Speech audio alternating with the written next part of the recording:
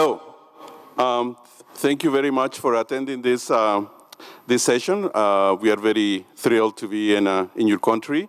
And also to all the youth and delegates from all over the world, welcome to this Roundtable 4. Before I begin this panel, I just wanted to share a little bit of a story with you, so bear with me, please.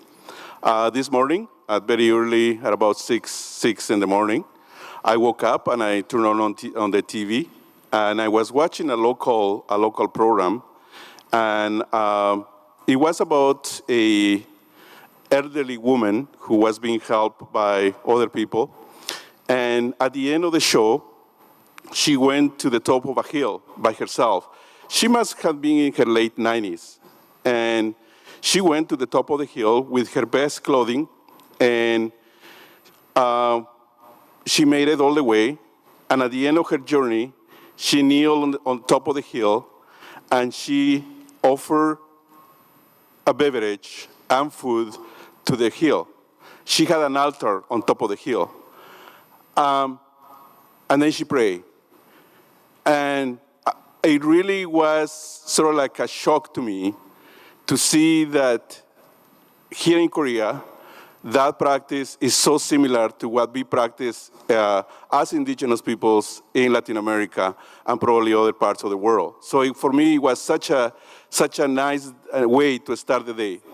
And after saying that, I also would like to thank the United Nations for inviting us to be here, your national leadership, but also I would like to, as an indigenous person, would like to recognize that there are other things that we don't necessarily think, but as indigenous peoples, we have to do. So please bear with me. Just would like to, for a few seconds, thank the Creator for allowing us to come to your land. I also would like to thank the mountains of this land, the rivers of this land, the lakes, for allowing us to be here. For, as somebody said yesterday, is that they are not inanimate objects. For us as indigenous peoples, they are life, they are our relatives, and therefore that explains why indigenous peoples all over the world keep defending their lands. After saying that, it is an honor for me to share this table with such distinguished people, and we just were sharing a laugh with some of them because this is the United Nations. We have representatives from Asia, we have representatives from Europe, working for different organizations, of course, from Africa and North America, and in my case, from Latin America, although I live in Canada. But without further ado, I would like to start with our presentation today. And the first person to speak to you is Dr. Han Shi. Dr. Han Shi is a professor of public policy at the City University of Hong Kong. And he's going to speak to you about China's role on SDG and how China can accomplish that. He's also a distinguished professor, an accomplished academic. So, Dr. Shi, please, the floor is yours. Good afternoon. I would first appreciate the invitation of the organizer of the conference for me to share some thoughts about China rather than, although I'm working in Hong Kong at a Hong Kong-based university, but my entire career, about 30 years, is related to China environment and sustainability policy. So I will basically touch upon 3 points. One is China's role in the implementation of SDG worldwide. Second is major challenge that China is facing to fulfill that role. The third is about the universities. What role university can play to facilitate this very important initiative. We all know China has played a very important role in implementation of MDG, poverty alleviation, the health situation, and primary school enrollment. My argument is China can even play a greater role in implementing the SDG worldwide. The reason is below. First, China now is definitely still the most populous country and the second largest economy and the largest international trading nation, as well as a rising middle class population. So China's performance surely will actually has a great impact on the global implementation. That is quite obvious. Second is China as world factory, as well as with a rising middle-class population, which means China's production and consumption activity will have environment impacts well beyond its national border, right?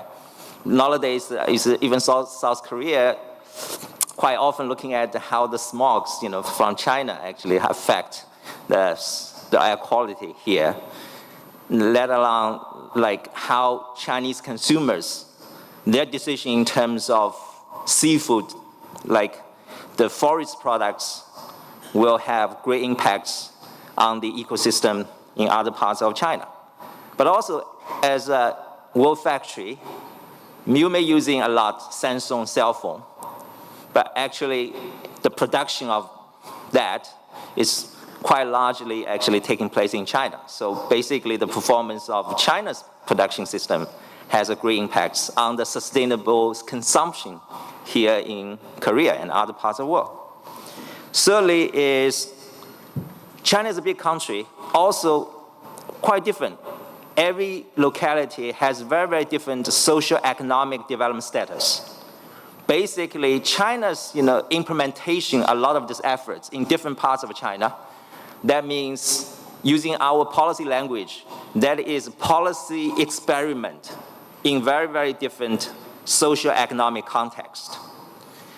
Therefore, if their lessons or experience actually implementing SDG-related policy in different socio-economic contexts can be summarized, distilled, that lessons experience can not only benefit China, but also many other developing countries. And next is, China also play a very special role in the adoption and the commercialization of green technology. A lot of, maybe good technology, prototype can be developed in more developed countries. But because of the size of the markets, as well as the manufacturing capacity, China are more likely actually to adapt those type of technology in China.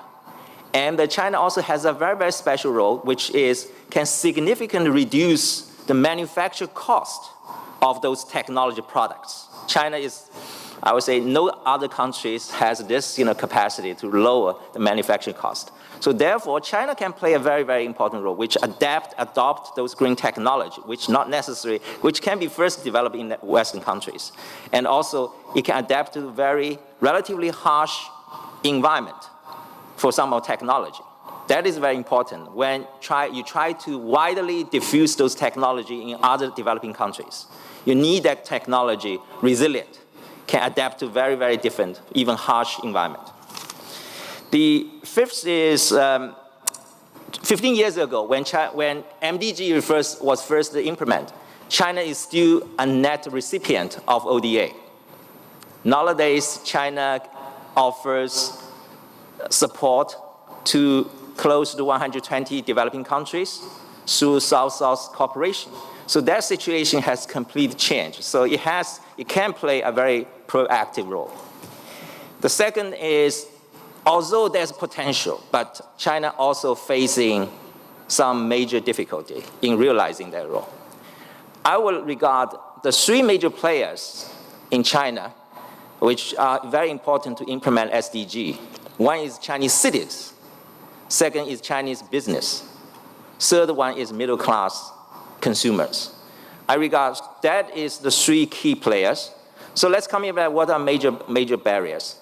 First is, frankly, not many Chinese know SDG, terms, terminologies, right? So every country will say publicity is the first thing you will do. But there is a special barrier, the language barrier.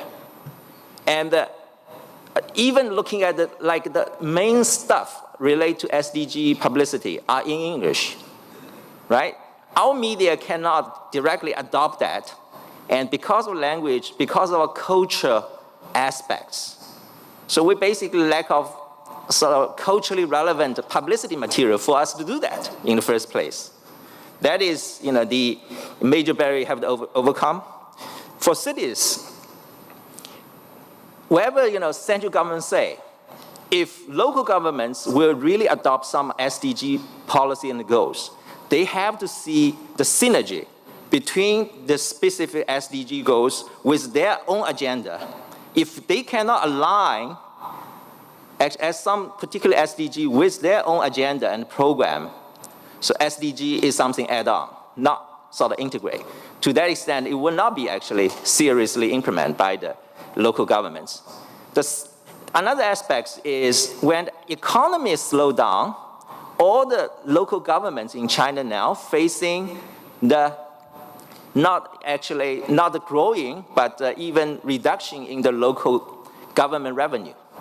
So basically, they have more mandates to implement more social environment objectives, but in a context with declining financial resources. Only thing is, if they can find more synergy and reduce the conflicts, or better align those, then they can effect more effectively. I hope during the next 15 years, the situation may change, but in fact, basically, they have to prioritize certain targets and find a synergy.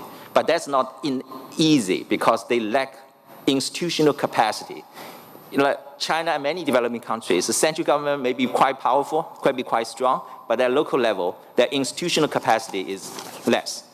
In terms of companies start to do environment. Madam Xu will talk about the Chinese company, actually. But the issue is they are still at early stage of actually implementing. They may say they pay attention to, right? China also lack a mandatory environment information disclosure regulation. So company is not a common practice to publish their environment information or sustainability report. It is an exception rather than norm. Consumers, middle-class consumers, are very, very important. And they all, if you do a survey, many of them, it's a popular saying. They say, I protect the environment. But the issue is whether they are willing to pay more for those environment benefits. That's sort of key. In the long run, you have to be willing to pay more. Actually, this you will have fundamental. So those are the barriers. So I'm coming from a university, so I have to say something about what role university can help sort of, to realize their potential. China university, first of all, show the responsibility to generate next generation societal leaders. But whether they have commitment or values of sustainable development, that's a big question mark, right? We have some disciplines, but we don't see the business school, their curriculum become, has transformed from more traditional shareholder value-centric curricula to more stakeholder sort of values. And law school, engineer school, I think they lag behind it. How sustainability can transform the generic curriculum rather than very specific environment discipline in university. This is both a challenge and opportunity. Second is different stakeholders have different goal and agenda. University can play an honest broker to bring in different parties to start a dialogue on that. I even joke, Chinese university can play a even more constructive role to bring China's participants with international participants, right? They are more neutral. They sit there as a moderator. Third one is, as I say, China can play a policy experimentation role, but the issue is who are going to distill their lessons and experience from those policy experimentations. Government agencies not adequate to do that. So university really should be able to play a very, very important role. Meanwhile, like most developing countries, we have relatively weak practice in those independent policy evaluation. It's not a common practice like more European Commission or OECD countries. You do more independent policy evaluation to looking at the government programs or policy, how effective they're implemented. You find weakness and you improve on that, right? University in these aspects can actually, at least at this early stage, can play a very, very important role. There's huge needs for university to help local governments to enhance their capacity, institutional capacity. I mentioned all of that, how to prioritize, how to align them, and also help the company as well to integrate sustainability into their corporate strategy. The lacking of the last point, the last point is the publicity material production, as mentioned. We lack of cultural relevance, so the university can play. And it's not media, work with media to play those. And China University can also, very, very important to help train the overseas students from African countries, from many other countries. I see more and more. So if they integrate the sustainability, it helps a lot. So I will stop here. Thank you. Thank you, Dr. Xi, for such an eloquent presentation. There is no question the role that China plays in the world. And it is really important that you tell us about how difficult it is to communicate the whole SDG concept. For many of us, it was a foreign concept. And now, when we go to different communities and teach that what the United Nations wants to achieve, it's like convincing, it's really hard.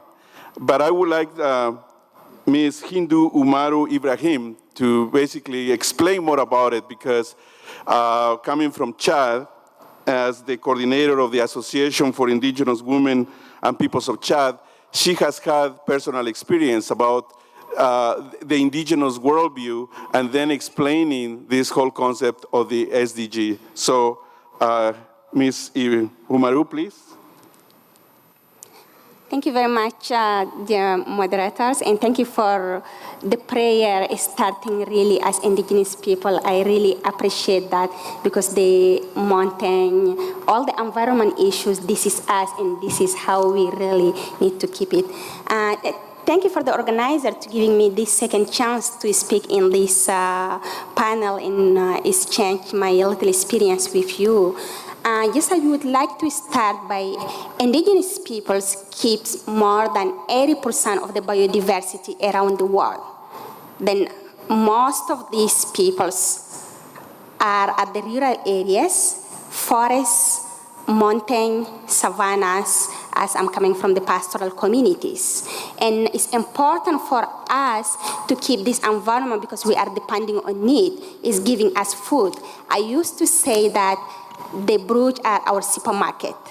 It's giving us food, medicine, water.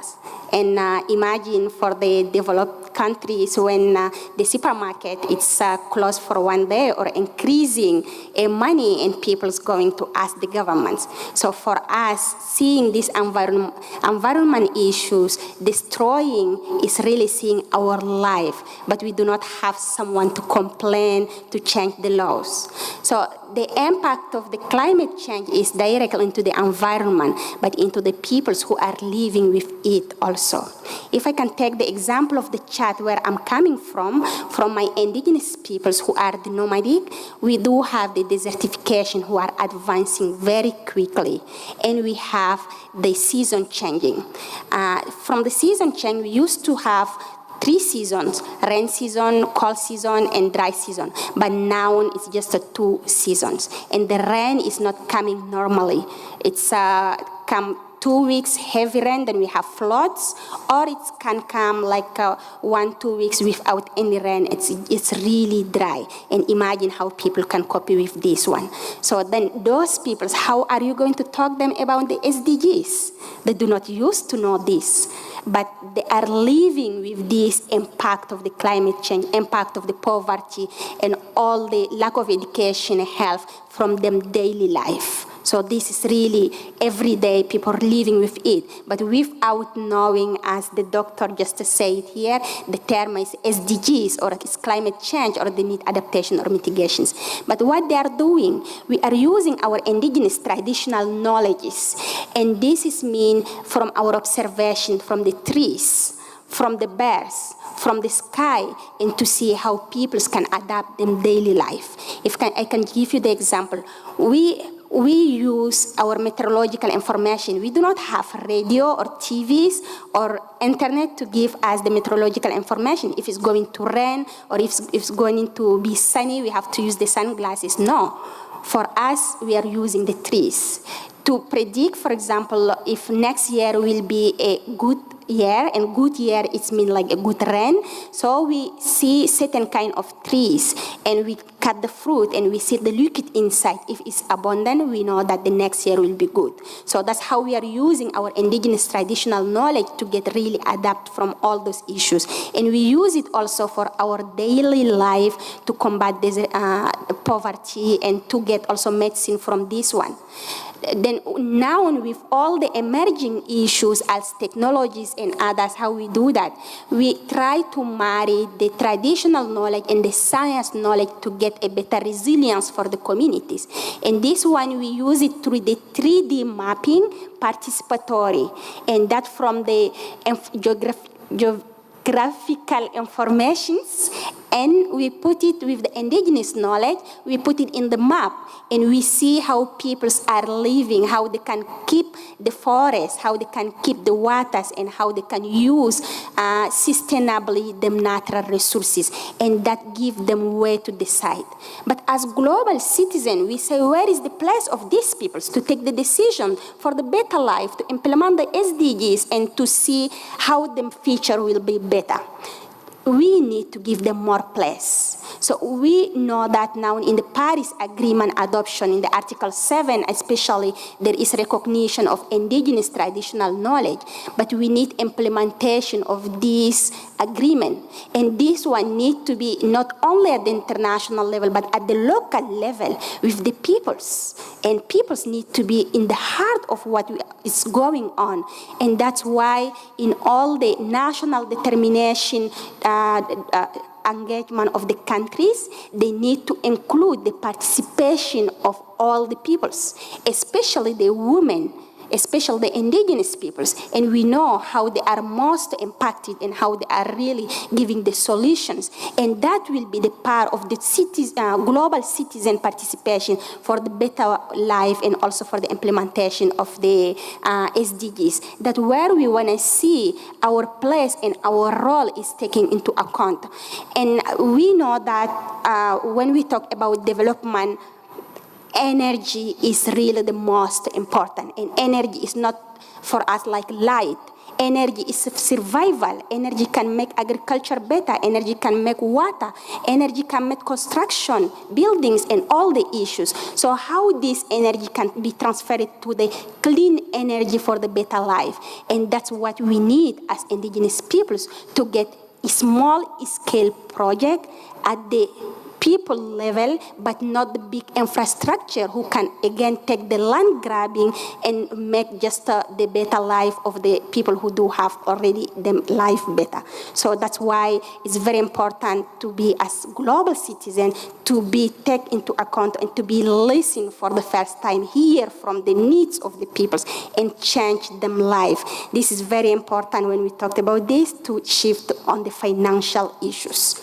How the finance can be diverse, can reach the ground. When we talk about all the environmental issues, it's 20 years since Rio discussed about this one. But when we see, we are going worse to worse. How much money went directly to the communities who are needing and who have the solutions? So that's why we want to have the change of the system. And the strategy needs to be changed and give the peoples better life, especially our indigenous peoples. They have the solution. They wish to help, and we need to save our identity. And that's why we need the help of everyone, and we need our role to be play fully as global citizens. Thank you very much.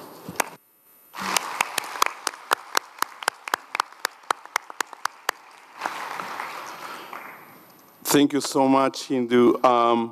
It is so many wise words on what you said. From a brother from a different continent, I can tell you that the same problems that you face in Chad is the same that we face in many Latin American communities. And I would like everybody to think about that most of our people live in rural areas. And perhaps in the cities, we don't see much of the impact that global warming is having. But when you go to communities in Africa, Latin America, and parts of Asia, you will see that. And so therefore, we are really playing with our own lives. And so thank you so much, Ms. Ibrahim, for saying what you shared with us. And that's why it's so important, the role of governments, the role of policymakers. And I think that that's the point of view that your former Minister of the Environment is going to bring to us.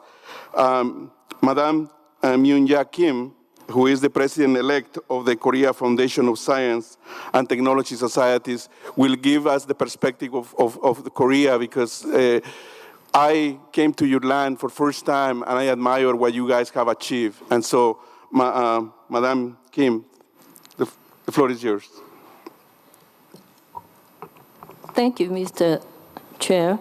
I was informed that I can speak about 10 minutes, so I was thinking about to speak about the concept of the sustainable development, concept of the paradigm of sustainable development, and secondly, the ideological aspect of environmentalism. But due to time constraint, I'll just talk about the environmentalism, the background of the social environmental movement.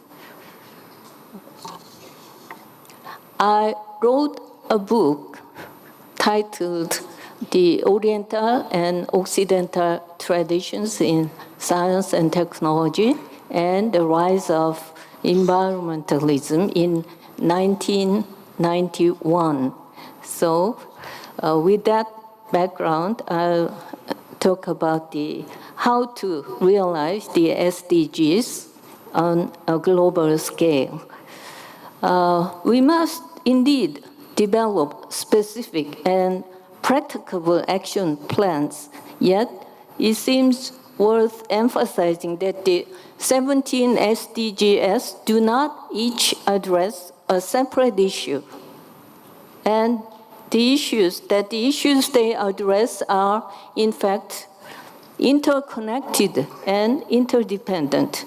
The solutions, therefore, must also be thought through an interdisciplinary and integrated approach with dialogues maintained among different fields and interest groups.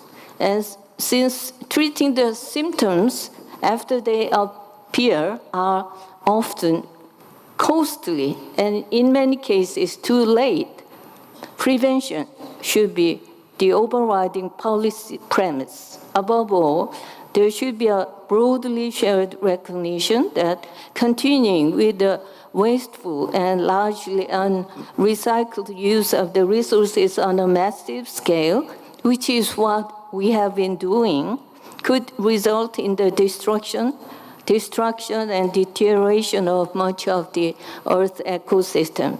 Since what we really need is thus a change in consciousness that can facilitate policy efforts toward eliciting greater cooperation from various economic sector interests, the change of value should accompany the attempts to transform socio-economic systems and new scientific and technological breakthroughs. The efforts toward making sustainable development a reality can be truly effective when our civilization can go beyond a materialistic culture dominated by priorities characteristic of industrial society and embrace a new set of values through an integrative and structural educational approach derived from multi-party dialogues.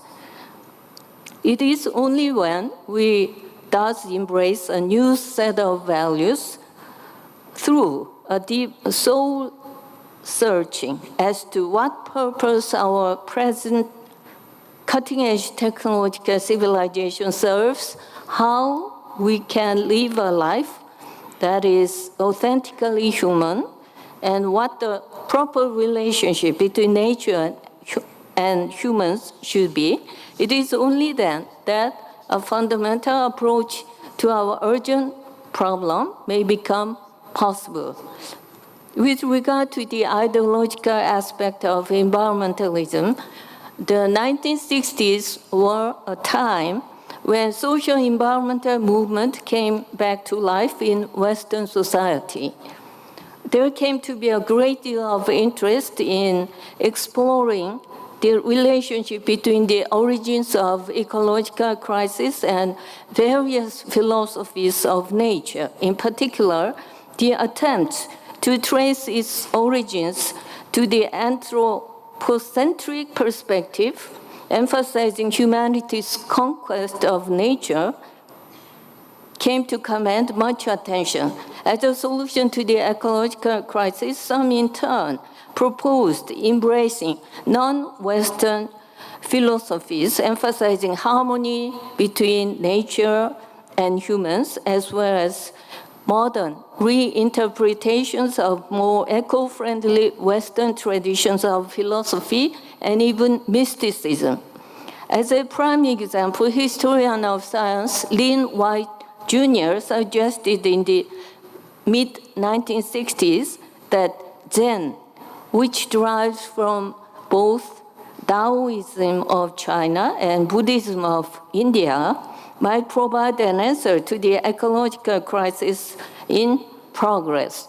To the Taoist emphasis on a life lived as a harmonious flow, which is in keeping with nature's principles, and the Buddhist emphasis on escaping from the karmic wheel of greed and attachment to reach the state of nirvana, Zen added an aesthetic appreciation of nature, thus providing what seemed to be an ideal model for eco-friendly philosophies, much needed in the era of materialism and commercialism.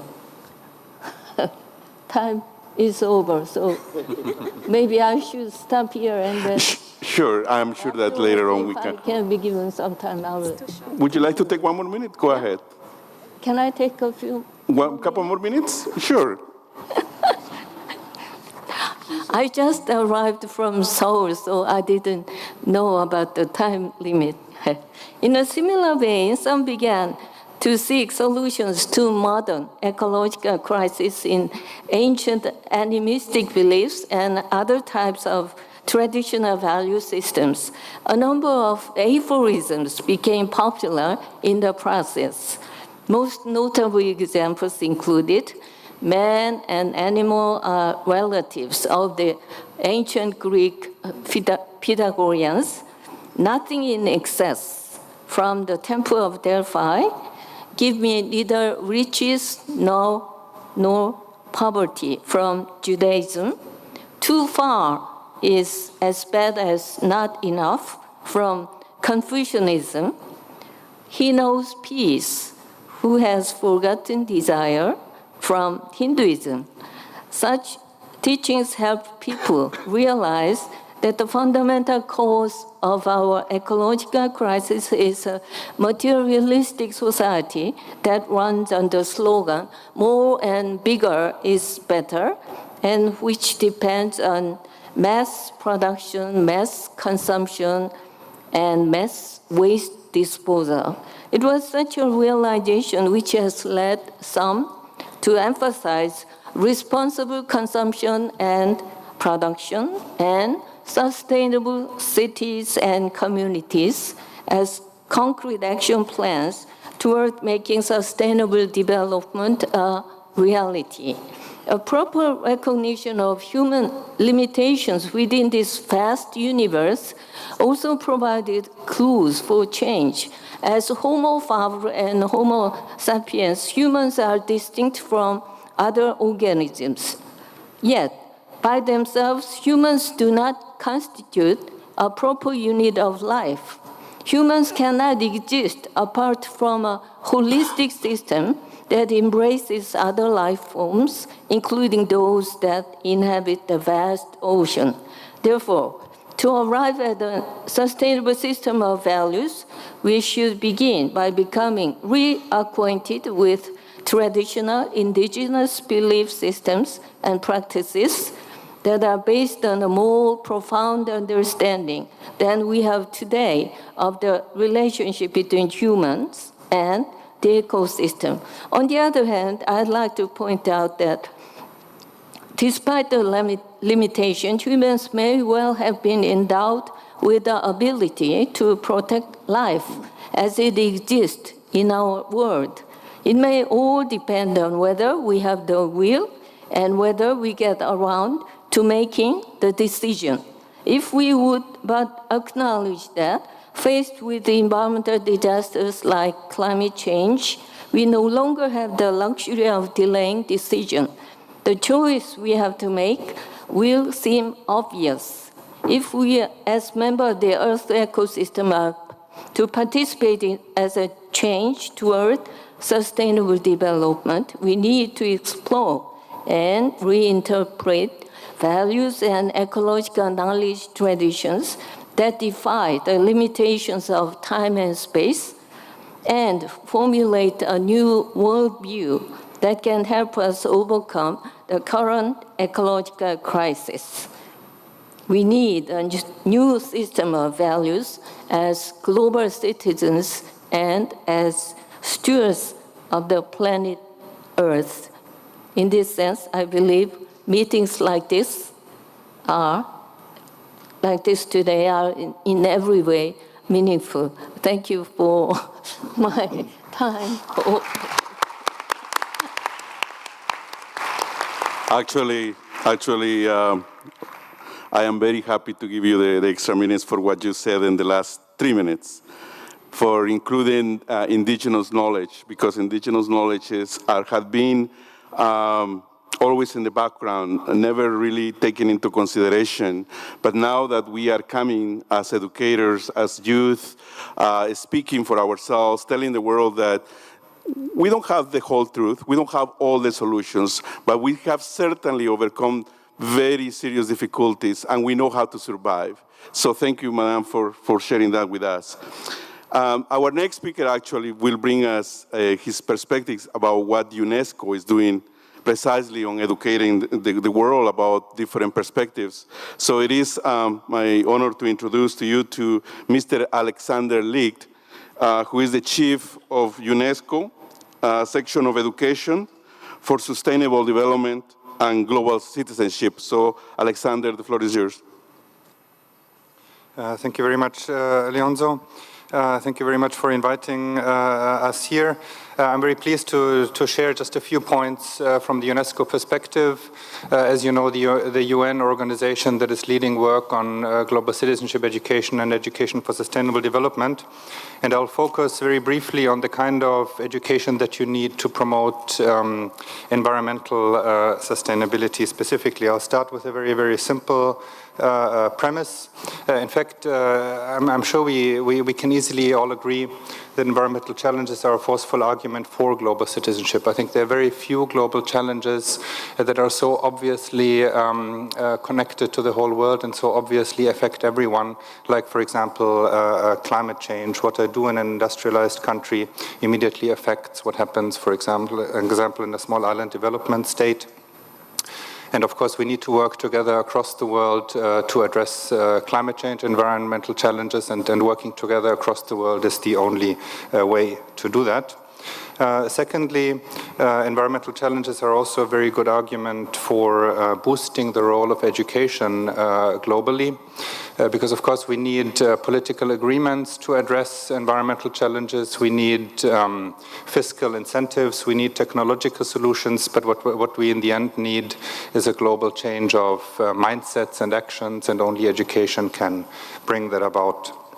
We're very happy, of course, to see a specific place for this kind of education in the Sustainable Development Goals, specifically in the 3 targets that you see listed here on the slides.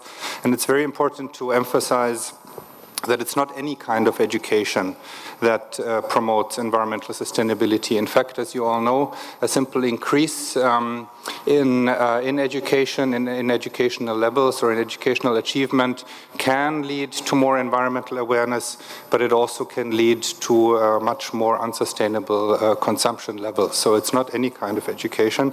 It's a very specific education. Many of you will know that there's a very sophisticated discourse out there on what kind of competencies you need to promote sustainable development and specifically environmental sustainability. You can put it in academic terms, or you can put it in very simple terms. In a nutshell, this really means that learners are able to make connections. Learners are able to imagine the future, think about how do my actions affect people 50 years or 100 years down the line. It means learners are able to do the right thing, make the right kind of choices for environmental sustainability. They know how to get there, and they know how to work together. These 5 key competencies are really at the essence of an education that promotes sustainable development and global citizenship.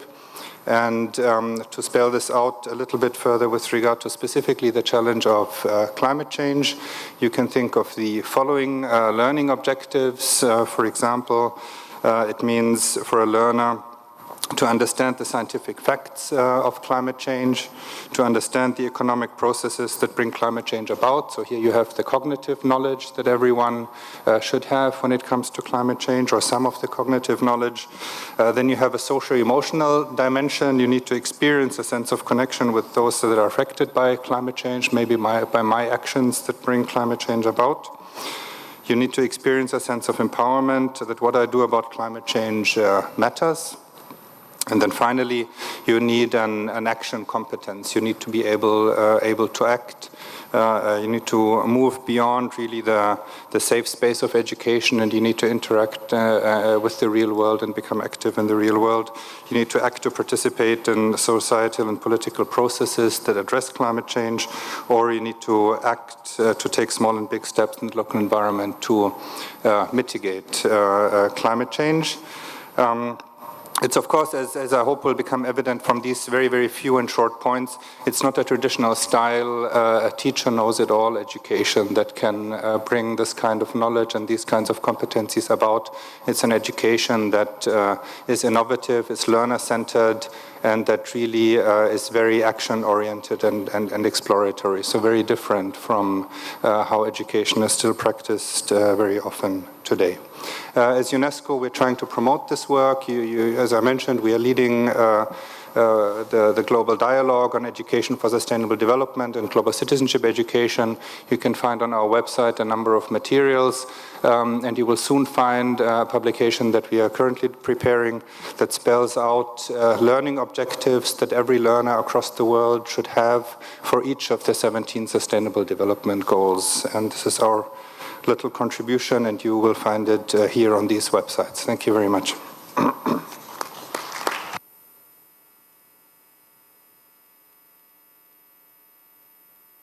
Thank you so much, Alexander. I will ask a couple of questions to you later, but before I introduce to the next 2 speakers, I would like you guys to start thinking about some questions that you have for all our guests, and after they finish, then I would like you to ask them questions so that you can also leave this room with something and leave us with something, because we are always learning as well. The fact that I have been teaching in different universities for 20 years, it doesn't make me know it all. So especially young people, please feel free to ask your questions later on. So my next speaker is a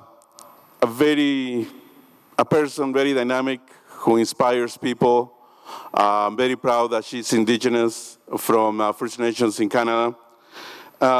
Ms. Takaya Blaney, she is a human rights activist from her First Nations, the Tla'amin First Nations in Vancouver, Canada, but she's also a part of the Native Children's Survival. So it is an honor to introduce to you to Takaya.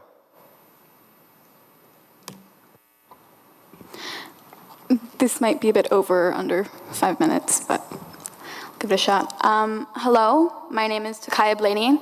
I'm a Sliman Nation Native American. My ancestral name given to me by my kukpa, my grandfather, is Jegajimuch.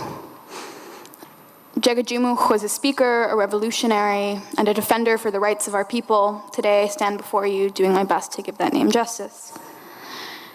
I'm an environmentalist and advocate for Indigenous rights because I believe Indigenous people play a crucial role in the climate change dialogue, resolutions, and movements taking place. This is considering that most areas of corporate interest exist on Indigenous territory, which is why it is crucial our Indigenous communities receive the resources and education to mobilize as global citizens combating climate change and poverty in our nations.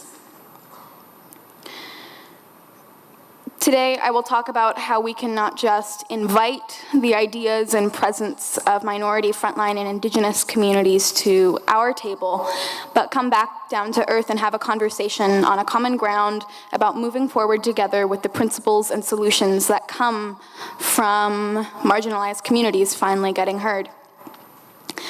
As an Indigenous person, I'll start on the scale of Indigenous communities participating in this movement. How can we manage to transfuse and incorporate foundational principles of Indigenous ideology that prioritize environmental protection as a part of our sacred knowledge systems into how we approach conservation, sustainable development, and other mechanisms of overcoming climate crisis on a local scale? I emphasize on a local scale because this type of engagement is crucial. If we fail in the effort to include the voices of ordinary citizens, we fail to inspire the excitement and effort of the people that is crucial in making the program sustainable.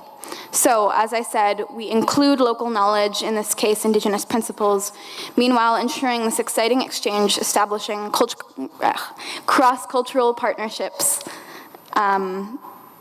and sustainable development methods, kickstarted with the assistance of NGOs and modeled after Indigenous cultural ideology, is executed in a manner that inspires trust and empowerment for Indigenous communities. So this knowledge is shared and implemented on the terms stated by the Indigenous community, not exploited and commercialized into a product no longer connected to Indigenous empowerment that deteriorates the sanctity of ancestral traditions for NGOs to use.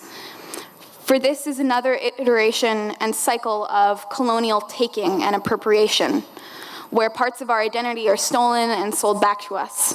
An example of this would be taking land use, or taking the land to use for conservation purposes, and then restricting Indigenous rights to access cultural resources.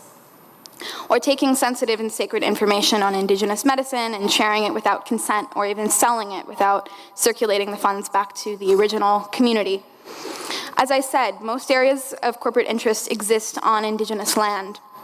As valuable climate justice advocates, Indigenous people have the incredible platform of cultural information and mentalities that exist on this way of living and thinking that has been previously condemned by the narrow parameters of Western thinking.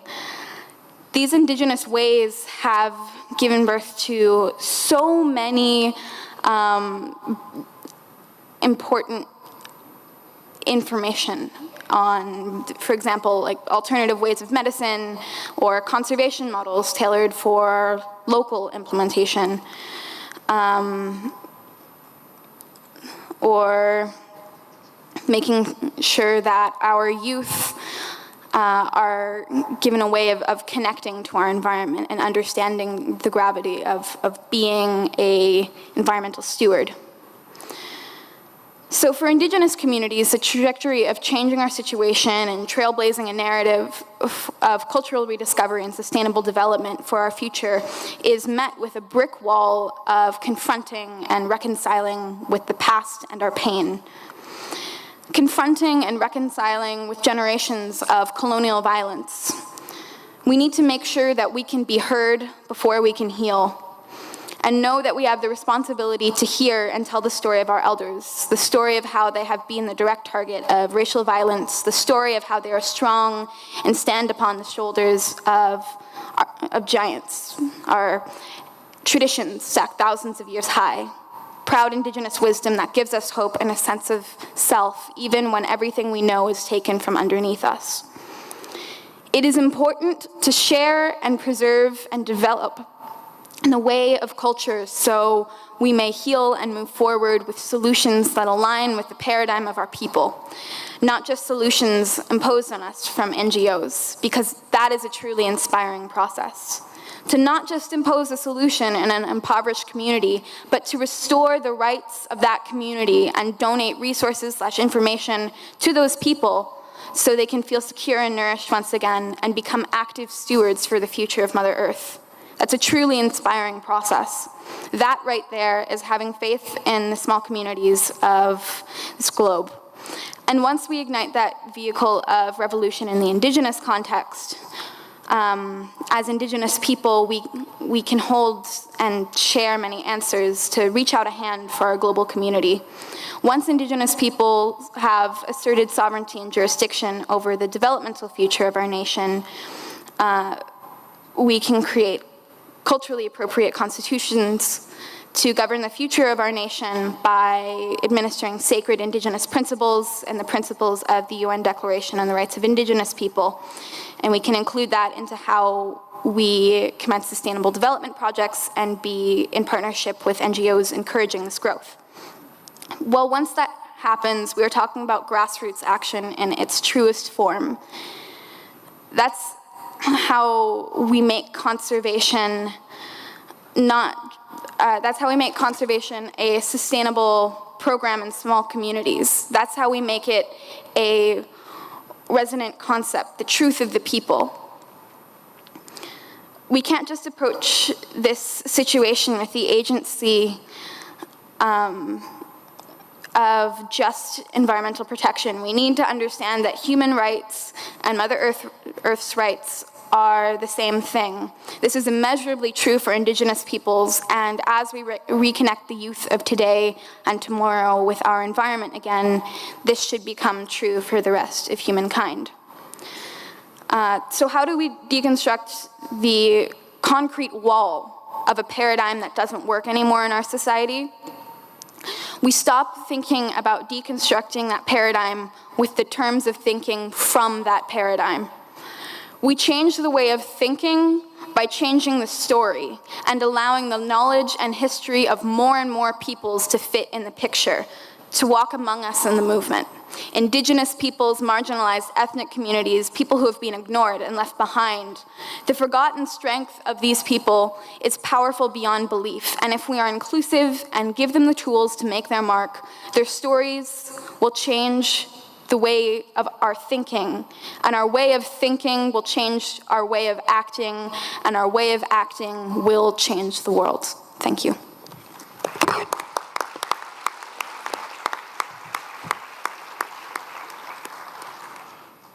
There are more than 5,000 indigenous groups around the world, more than 370 million of us. So we are in a process of decolonizing our educational systems by precisely doing what Kaya just said.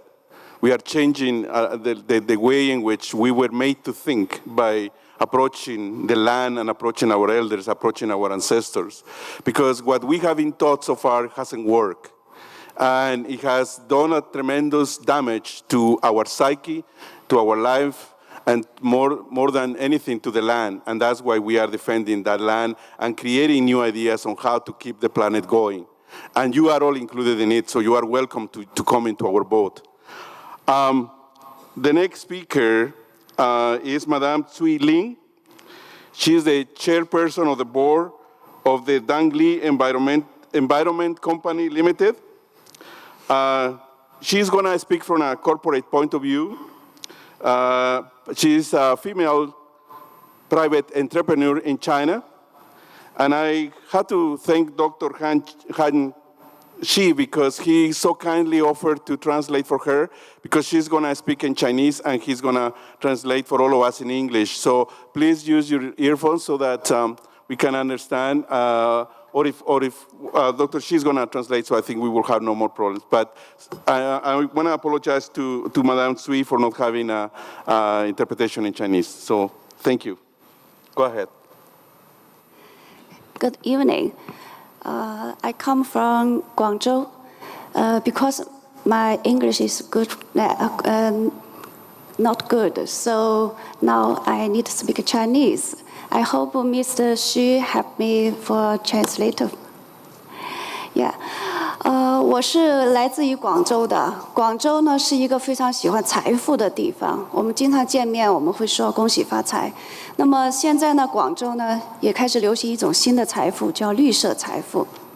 那么我本人呢也是来自于中国阿拉善组织，这是一个中国最大的NGO 组织。那么本人我也是一个做生态环保公司的决策人。那么我们的公司呢，就是帮政府、帮中国做清洁的空气、清洁的水的技术和服务的。I come from Guangzhou City in South China, where people most likely greet each other with the popular saying, 恭喜发财, may you be fortunate and prosperous. Nowadays, a new trend is emerging. They're called green fortune, or simply the green is gold. I'm also a member of an environment NGO named the Society for Entrepreneur and Ecology. That is the largest and most influential entrepreneur-based environment NGO in China, comprised of more than 500 entrepreneurs. My most important job, of course, is serve as the chairperson of Ecological Landscaping and Restoration Company. 未来5年呢，中国呢会投入2万亿美元做生态环境的修复。中国已经不单是一个专门做这个城市的GDP， 同时还在兼顾一个城市的环境保护。这也是联合国 SDG 计划在中国的体现。很多的企业也纷纷的加入到这个环保行业，也包括我们的公司。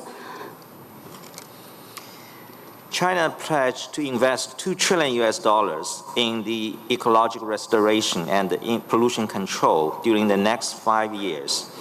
This signifies that China has no longer continued to pursue GDP in a single-headed manner, but also attach importance to environment protection. This very much aligns with the global SDGs. More and more Chinese companies start to enter the environment protection business. For example, my own company used to be in the traditional gardening and landscaping business, now more focused on the ecological restoration. 为了让城市变成森林，我们在城市立体绿化这方面做了非常大量的研究，可以把这个建筑的绿化率提高2倍以上，为城市提供了大量的绿色空间。那么对城市的热岛效应起到非常好的这个作用。那么我本人也在2015年意大利这个米兰世博会上被世界绿色组织授予国际贡献奖。In order to change city into forests, we have conducted intensive R&D work in urban vertical greening. Our own technology of green roof and vertical greening can raise the green coverage rate of buildings by 200%. Which effectively mitigate the urban heat island effect and help improve the urban air quality. This innovation led me to win the annual Green Design International Contribution Award by the World Green Design Organization at the Milan Expo in 2015. 那么现在中国的这个空气的确是不太好，有的城市灰霾天气会达到1半的时间。那么我们这些年国家也在做一些生态环境治理，但是由于缺乏可持续的理念，有些地方做的不尽人意。OK， 就拿我们所居住的广州来说，广州在2010年亚运会期间投入了近30个亿来建设整个城市的这个水治理，但是呢，最后出现是工程做好了，但是水不能相通。这个整个的就是老百姓看到的效果就是绿化好了，但是水还是臭的。At present, environment pollution in China is very serious. Like in 2013, Beijing almost suffered a smog pollution almost half of a year. We have launched large-scale environment protection projects, but because of lack of integrated approach to sustainable development, some environment pollution control projects are only treated as short-term, one-off profit-making business, which led to inefficient outcome. Take my own city, Guangzhou, as an example. We have invested almost $3 billion to clean up the water system in the run-up to 2010 Asian Games. Although the projects are finished, but because of approach is not that correct, the water system has not been connected well. So in the end, we have not accomplished the kind of water quality we expect, although the green space have been increased. 中国人对联合国可持续发展的标准是非常陌生的，但是世界的环境保护离不开中国人，所以像我们这样子的环保企业要勇于担当，勇于做这种可持续发展的宣传。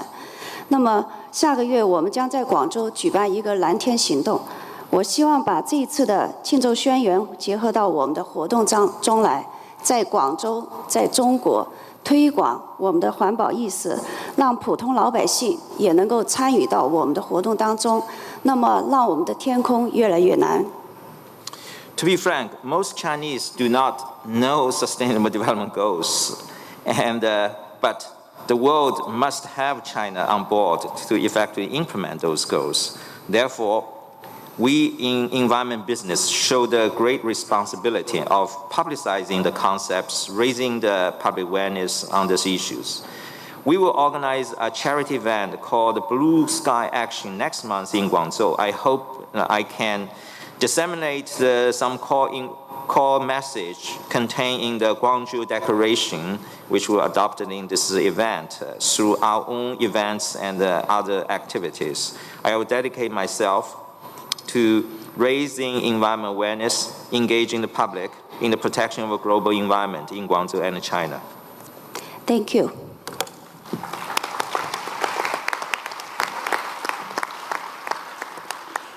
Thank you, Madame Cui Ling. When you said green is gold, I had the wrong idea. I thought, where is she going with this? But after your presentation, it really gave us hope that China can recover itself from the pollution it is experiencing. I wish you all the best in your business. I think it is a model that we all can learn, that not everything is about destroying, that not everything is just taking the land from others. I think the ideas that you are promoting by turning cities into forests, I think it's a great idea. And hopefully the Chinese government and other governments can support your idea on these initiatives. So thank you very much for that. Before opening the floor for all of your questions, I just wanted to ask Alexander concretely what the UNESCO is doing in promoting education. I know that working with indigenous peoples is not your area, but maybe you work with people who are working in that area at UNESCO. The reason why I'm asking you about this is because a couple of weeks ago in Nicaragua, one of your colleagues in Latin America expressed that UNESCO Latin America was going to bring the issue of indigenous higher education to a regional meeting. And so for us as educators in higher education, it was such great news. And I was wondering if you know if UNESCO is doing the same thing in other parts of the world. Okay, thank you very much. When you ask me what UNESCO is doing for education, that's of course too big a question for a quick answer, because a large part of our work is really promoting education, in particular the kind of education that I tried to briefly present here. But more specifically with regard to the role of indigenous peoples, I think in the sustainable development discourse, at least since Rio '92, participation has been one of the key values and one of the key practices. So when we promote sustainable development through education, then it almost goes without saying that the participation of every member of the community is crucial, including and in particular indigenous communities. And it's very sad to see that for a long time that has not been realized. But I think we're making a lot of progress in organizing consultations where really every voice is heard. In UNESCO, we have a specific unit, a specific team that is dealing with indigenous knowledge systems, and that is running a considerable amount of projects in order to make sure that education is compatible with and responsive to the demands and the needs of indigenous communities, specifically with regard to education to address climate change. Whenever we develop guidance materials, teaching materials, and then specifically guidance for policymakers, that's one of the key recommendations that we include together with indigenous peoples, that the voices of every stakeholder in the community must be heard. Thank you, Alexander. Now the floor is yours, and while you guys start making your way to the microphones, there are three microphones, so you can start going there. I want to ask one question to Dr. Han Shi, because you talk about the role of universities in helping the population of China to understand the SDGs. But now we have a new perspective, which is the perspective for Madame Cui Ling, which is youth and businesses. So you see the universities cooperating with corporations, such as the one that Madame Cui Ling leads. Do you see business and universities working together? This is a question for Dr. Han Shi. Yeah, it's for China and most developing countries, when company now actually at early stage adopting environment, measures, I see there is a significant lack of capacity within the corporate world, right? So first of all, university is important, like through business school, you need generate more the business leaders with their green hearts. Otherwise, in next 30, 50 years, we're still facing, traditional business leaders. But also, universities have a role to reach out. Now they're playing more role because they have to work assist the corporate, actually to do it more effectively. That is something I always say. I will ask Shilin whether from company view, how do they say university? Thank you. Thank you very much. Now I'm going to open the floor for your questions, and please be as brief and specific as possible, and say your name and also the name of the person you're asking. Thank you. Hi, let me do first. Oh, okay, sorry. To the right first, please. Okay, thank you very much. My name is Marcos Montoiro. I'm working with the UN Convention to combat desertification. This is a question for UNESCO. We have been collaborating with you to have a teacher's kit and some education material on desertification, land degradation, climate change. But one of the issues or the problems that we faced was how to include this in the regular curriculum. We know that governments and ministries of education are very jealous on what is teach during the schools. So in this case, we have to go through the UNESCO associate schools. Is there any way we could have the governments to include this kind of environmental education, and of course with the Sustainable Development Goals enforced and included in their regular curricula? Thank you. Okay, thank you. Next question in the middle, and then the third question would be to the lady there. So go ahead, please. Okay, it's my great honor to stand here and raise my question. Actually, it's also my pleasure for me to hear Chinese in the roundtable, and I'm a Chinese junior student in Beijing. Now my question is, there are several NGO and social entrepreneurs whose themes are SDGs in China, but they are not as famous as Alashan. Their managing situations are not that good. So my question is, how can they survive? Thank you. Yes, please go ahead. Hi everyone, my name is Effie Chen. I'm from Association of World Citizens. I'm so happy to hear most of the speakers today agree that environmental protection really rely on people's heart and mentality, which is very, very important. So, and then conscience is so important for education. So my question is, how can, or as NGO levels, how can we apply conscience to the education and then educate our children from a very young age to be a global citizen? Thank you. Okay. Alexander, would you mind to respond to the first question, please?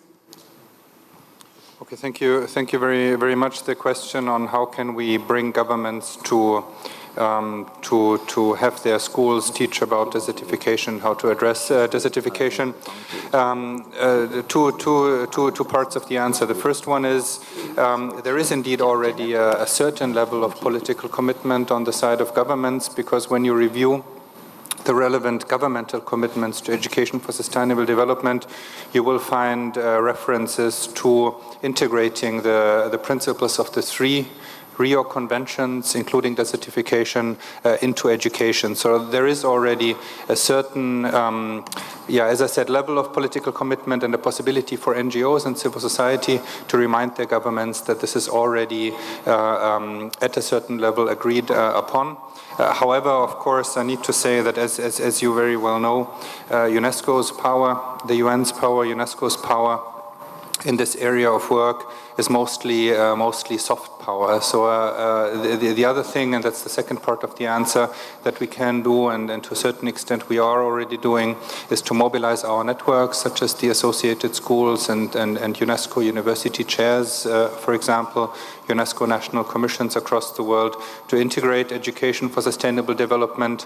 And most of our relevant recommendations and teaching materials also make reference to the issue of desertification. So there is a certain kind of basis for the work, but I would certainly agree with you that it needs to be much expanded. Thanks. Thanks, Alexander. Dr. Xi or Madame Zuiling, would you mind to respond to that question? Because it was specific about China. 刚才大家提到中国的 NGO 组织的确是非常弱的，就除了阿拉善组织，阿拉善组织里面有500多个企业家，像我一样的企业家在里面，所以呢，相对来讲实力会比较强。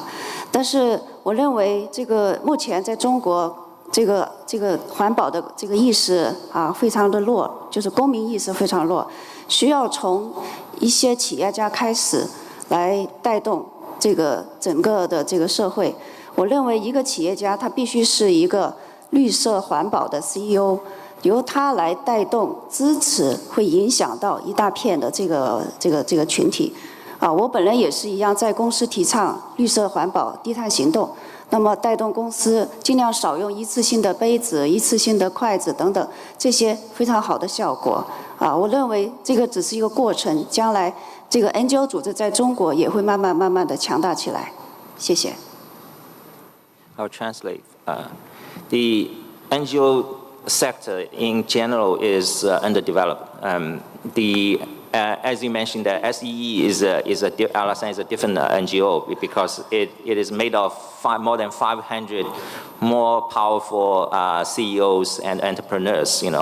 So that is very important for the business leaders now play an important role. Like take me as an example. I advocate more low carbon life and environment behavior within my company. So that's through all the efforts at the business sector, business leaders, as well as to support this kind of activity. I would say gradually this situation can be changed. Thank you. Yeah. Madam Mim Kim, would you mind to respond to the question about if we had to be conscious about the environment and how to save the environment, how can we teach that in schools?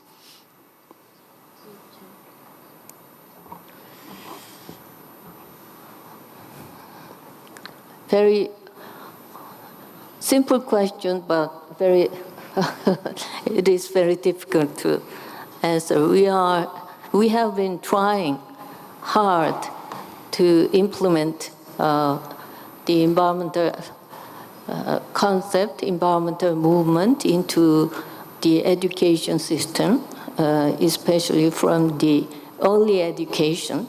But I think it will depend on the countries whose socio-economic and other physical conditions are different. What I'm trying to say is that as experience has taught us, realizing the fundamental intent behind sustainable development in public policy is extremely difficult based on my experience as environment minister. To begin with, we need some sets of indicators that do justice to the different needs and requirements of countries in different stages of development with different socioeconomic and physical conditions, along with some concrete action plans based on a robust quantitative theoretical framework. However, we lack a proper understanding of the relationship between the nature and humans. So we need much of theoretical work, and we need try hard to develop some specific action plans depending on the countries, depending on the countries where the cultural backgrounds are varied. Thank you. Thank you so much. Okay, yeah, sure, go ahead. Thank you. I just want to contribute in these last questions asking about the conscientization or education for the kids, environmental education. We can put it in two ways. Firstly, the environmental education as indigenous peoples, how we do that is from mother to the child. So the information is going naturally and traditionally through the games, through the history, because the history are oral, that you have to protect this land, you have to protect this tree, you cannot play with this bird, you cannot do that. And this education going and the kids grow up with environment protection behaviors. In formal way, like in Chad, they ask, it was in 2010 we did a study seeing why we do not have a new school in my communities. They never get the school. Then we say why. So the response from the community, they say, but they don't want to have the school where they can send the kids. They're going to learn about mathematics, France, history, and US Second War, and all those issues. They say, what's the impact in our life? Then we say, okay, what will be the challenge? Then they say they want to have the school who can learn the children about the water management, about the conflict attenuations, about the environment protections. And if the education have this one, they are ready to send the kids to school.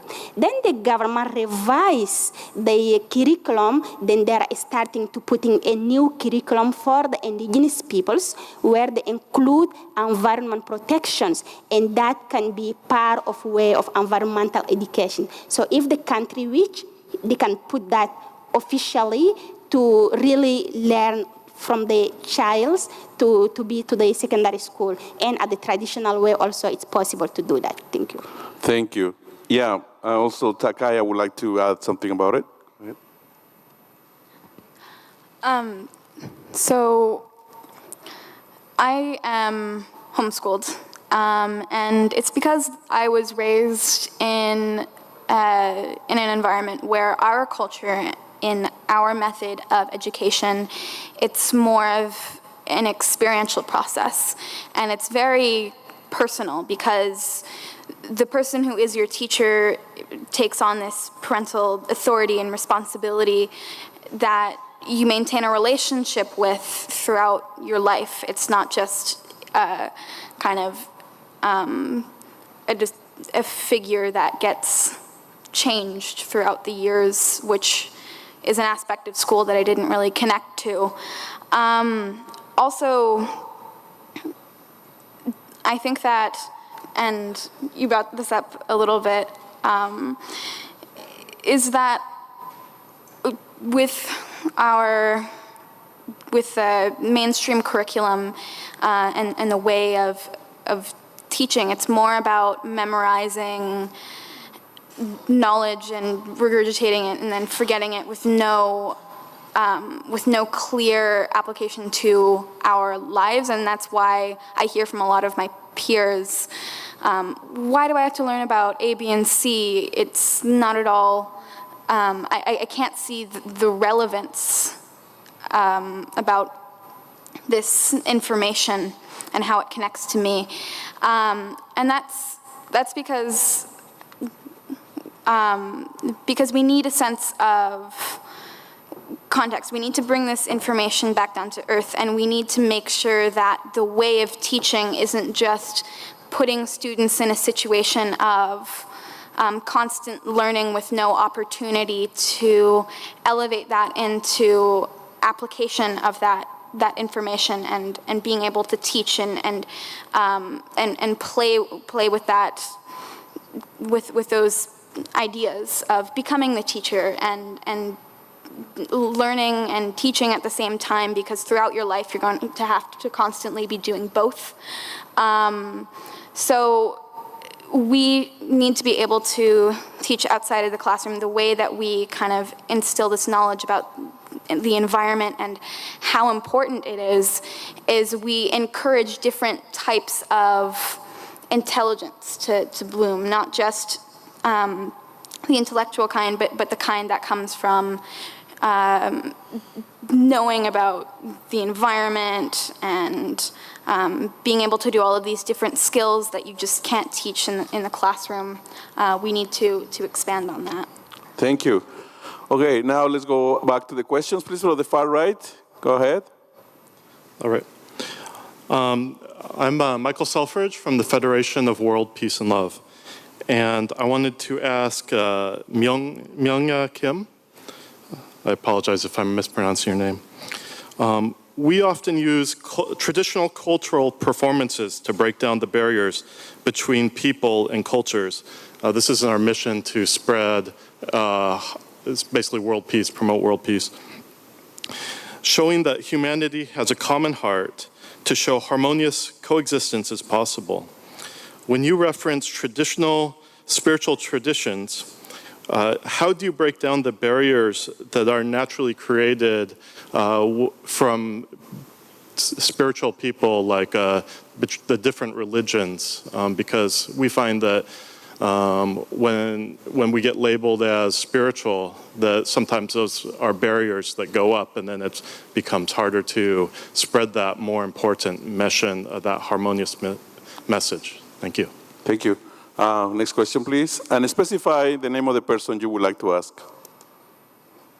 Hello, my name is Timothy Kim, and I'm from the Handong Global University, and I have a question for Dr. Shihan. As an educator yourself, it's really important for the environment to have,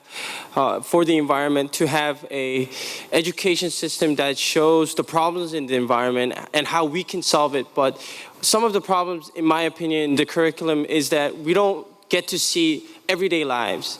In everyday lives, how we are causing the environment to go down or to be decreased in the fact that it will affect us in the future. How the education on everyday life and our lifestyle hasn't been maximized in the curriculums. What do you think needs to improve in that part with regards to climate change and the environment? Thank you. Please, go ahead. Hi, my name is Lin Chi-Shik-ya. I'm from Association of World Citizens. We are promoting educational conscience. And my question goes to Ms. Myung Kim. Thank you for the lecture on on the impact of values on climate changes. You suggest that we transit from mass modernizations and globalizations to reasonable consumption. But reasonable may have different meanings to the rich and the poor, and the big or small countries. So because they don't have necessarily the same values, so in terms of conscience, what can we do to wake people's consciousness and to achieve a consensus? Thank you. Okay, and the last question to the left. Hi, my name is Cici. I'm from Federation of World Peace and Love.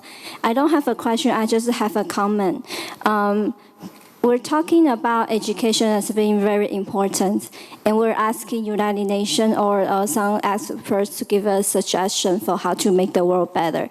But I really think the thing is really lies into each and every one of us to have conscience and have good heart.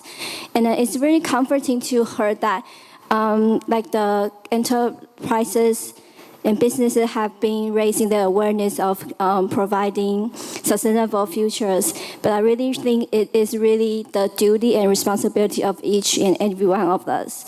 So I think having a good heart and good conscience in everyone is very important. Thank you. Thank you. Okay, so now I would like Dr. Sheehan to respond to the first question, and then because two questions were asked to Madam Min-Ja Kim. So first, Dr. Sheehan, please. Yeah, I clearly see your point. We need to fundamentally change, first of all, curriculum itself, and also a lot of way of teaching. Sometimes my course, like one very interesting thing for our students is to calculate their personal carbon footprint. Not only learn the methods, but using their own, on themselves and the families. And that exercise actually, what I am always reflecting is, that is something really, actually sort of change their ideas, So therefore, I would say through UNESCO and other things, talking about approach, the contents, and of course, there are also fundamental, those using those sustainability competence, to guide a lot of curriculum development. A lot of efforts. I hope another important thing is UNESCO and other national government can facilitate exchange of those interesting, effective methods, and which they can be shared by the different universities and. Thank you. Okay, now, Madam Kim, please, because two questions were asked to you. To the first question, when I served as Minister of Environment, my ministry created a coalition of religious organizations in Korea to promote the environmental awareness among general public. And it did quite a good job. At that time, I've got the impression that different religions have in common with regard to the relationship between the nature and humans. So that is a very good starting point. So I don't think there is any real barrier to their understanding among themselves with regard to the environmentalism. Does my answer, I don't know whether you were. Yeah, the other question was about how to teach the spiritual part with different religions. So I answered based on my experience. And the other one is the gap between the poor and rich gets even bigger as in this era of technological innovation, in this era of consecutive scientific and technological innovation. In Asia, especially the problem of gap between the poor and rich get worse year by year. In that regard, I think the concept of sustainable development, we have to face the basic concept of sustainable development. If we cannot solve the problem of equity, then there would be any hope toward the reality, the pursuing of sustainable development, because equity is one of the main concepts of the sustainable development, and it signifies a development that recognizes the necessity of an equitable use of the resources to balance the needs of the present with those of the future generations, and the needs of the global north with those of the south. We have to face this fact, and then from that point, we have to solve the equity problem among ourselves, nationwide, nationally, and globally as well. Thanks, Ms. Kim. Okay, I will entertain 2 more questions, and then if you would like to approach the speakers, please do so after we break from this table. So please go ahead from the far right. Oh, hi everyone. My name is Felicia. Oh, this been turned. Okay. Okay. Hi everyone. My name is Felicia. I'm from Light Millennium. So, as Mr. Alexander has mentioned that. In order for everyone to do the right thing, so the mindset has to be changed, right? Is there any specific curriculum that UNESCO has put into education to address to this core of the issues that people need to change their mind and improve the environment? Thank you. Thank you. Go ahead. Hi, thank you. My name is Hyuntae Kim, and from the Eco Green Organization. And my question is very simple. So anyone who can answer, please answer me. The question is that how can we make people love Mother Earth, especially who grown in the city? Yeah, this is my question. Thank you. Okay, please. Hi, thank you all again for coming, such a distinguished panel, and I also just wanted to take a moment to resonate with the other participants in the room. They've brought up very good points. I have a more specific question. Obviously, this conference in general has been very focused on education, and a lot of it on formal education. My question is, outside of the formal education systems, such as schools, just as global citizens, even outside of any school system, what is the best way to get people involved, and not just to care about these stories that people have, real life stories that people are engaging with their environment, but how to get them to actually do something other than like a post or share a video? What kind of storytelling can we do to inspire actual action and truly empathy? And I think probably Ms. Blaney or Ms. Ibrahim, those questions are for you. Thank you. Thank you. And the last question. Okay. Hi, my name is Christina. I'm from the KDI school. So actually my question is for Ms. Ibrahim or Ms. Blaney.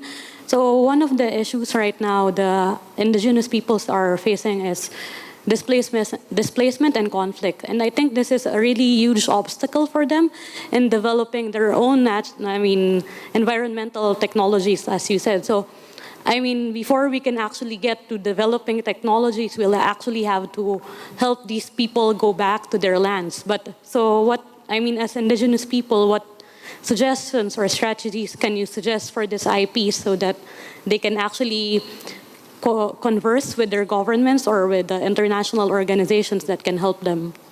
Thank you. Thank you. Sorry, sir. Please, I need to ask my question. Sorry. My name is... Sorry, sir. My name is Olanrewaju Gideon from Nigeria, and I'm a member of Aid for Rural Education Access Initiative. My question is going to Mr. Alexandro. You talk about, I deduce from your speech that for learners to be able to contribute to our commitment to build a sustainable future, they need to build their competencies in three focus areas, namely education for global citizenship, climate change education, and education for sustainable consumption and production. So my question is, what is UNESCO doing to build the capacity of teachers and simplify the understanding for learners to actually develop in these core areas, most importantly in rural communities, in developing countries where online learning approaches are ineffective due to low internet penetration? Thank you so much, sir. Okay, thank you very much for your questions. So Alexander, would you mind to tackle those, the first one and the last one? So be as brief as possible, please. Thank you, Alexander. Okay, thank you very much. Thanks for the questions. I think they were sort of related, the two questions, so I'll try to answer them in one go. Specific curricula or curricular recommendations that we put in place. I didn't have the time in my short presentation to go into that, but there's in fact a number of materials and concrete curriculum recommendations that we're making.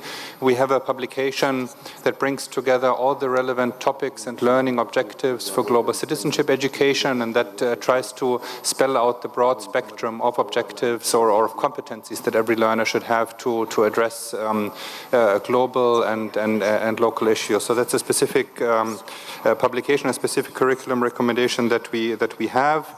You will also find on our website what we call the roadmap for education for sustainable development that spells out concrete actions in 5 priority areas, including curricula. And we're at the moment also, I briefly mentioned, developing a publication will be published in October, where we spell out learning objectives for each of the sustainable development goals. And that is also intended as a recommendation for curriculum developers. With regard to teachers, and I'm turning to the last question, we have a number of materials as well that we try to spread through our networks. For example, the 10,000 UNESCO associated schools across the world. That is, for example, a teacher course, a teacher course package on climate change issues that we are trying to implement in countries with the help of our networks. And of course, part of our work in this area is also encouraging governments to take that work on board, because there's only so much we can do ourselves in countries in the end to have a long-term implementation of this kind of work. You need the buy-in of governments and as was referred to, the integration into the curriculum. Thanks. Thank you, Alexander. The next one, please, Takaya, about the best ways to teach people how to act to save the environment, and not just share videos on the internet, but actually doing something.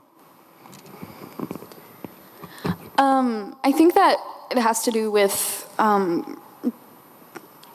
making issues relevant and visible for people in urban areas by focusing on issues of that area.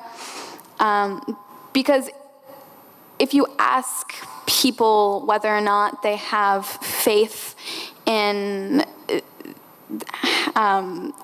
their government and whether or not their government is supporting the peoples and moving in the right direction developmentally, whether that be with establishing sustainable technologies or creating effective programs to relieve poverty. When you ask someone that, there's going to be a lot of conflicted answers of, well, I don't necessarily trust my government to be doing all of this, and I don't really feel active or that I matter in this democracy. But when you ask people the same question about their cities, and